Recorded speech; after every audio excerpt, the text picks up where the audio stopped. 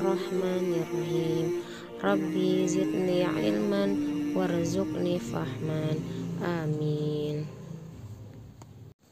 Assalamualaikum warahmatullahi wabarakatuh.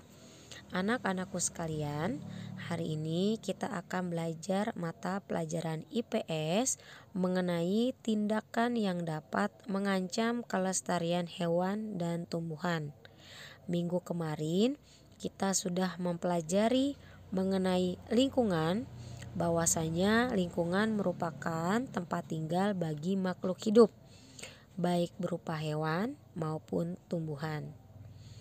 Nah, untuk itu kita harus selalu menjaga lingkungan demi kelestarian hewan dan tumbuhan. Adapun contoh tindakan yang dapat mengancam kelestarian hewan dan tumbuhan, yang pertama adalah hutan.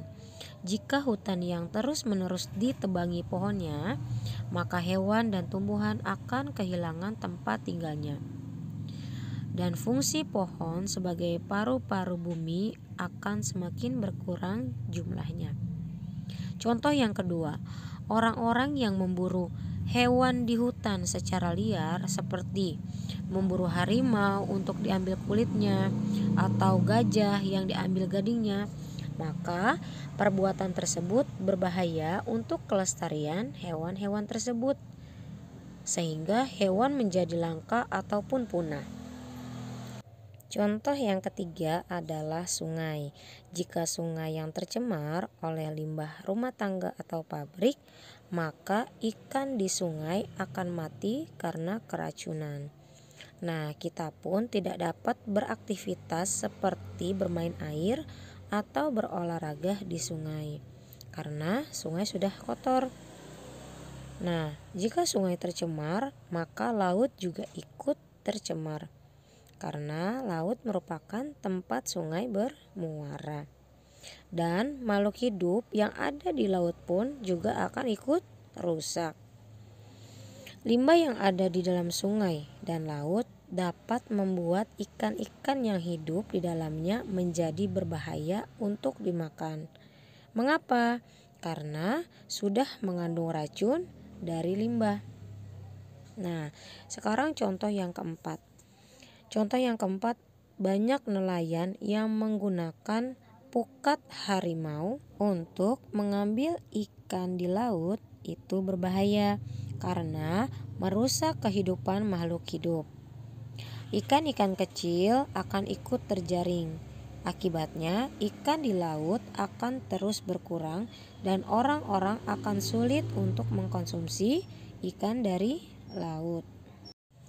Oke, materi selanjutnya, upaya menjaga lingkungan demi kelestarian hewan dan tumbuhan. Untuk mengatasi kelangkaan hewan dan tumbuhan tertentu, pemerintah Indonesia telah melakukan beberapa upaya, diantaranya yang pertama, memelihara hewan di kebun binatang.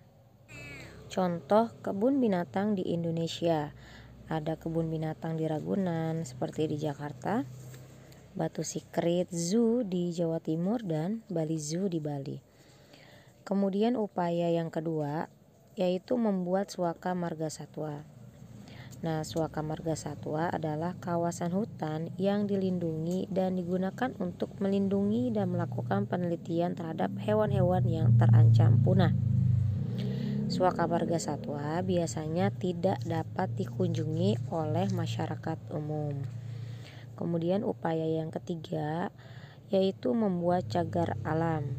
Nah, kalau cagar alam biasanya lebih dikhususkan untuk tempat hidup dan penelitian terhadap tumbuhan yang langka.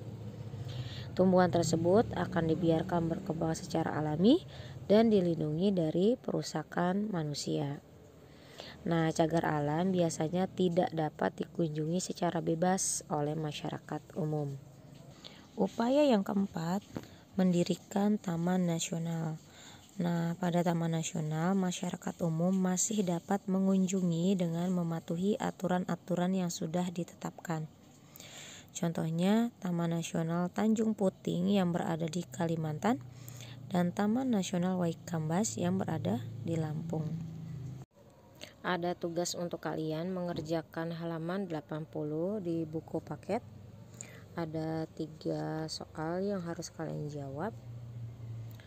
Untuk pelajaran hari ini kita cukupkan sampai di sini. Alhamdulillahirabbil alamin. Terima kasih. Wassalamualaikum warahmatullahi wabarakatuh.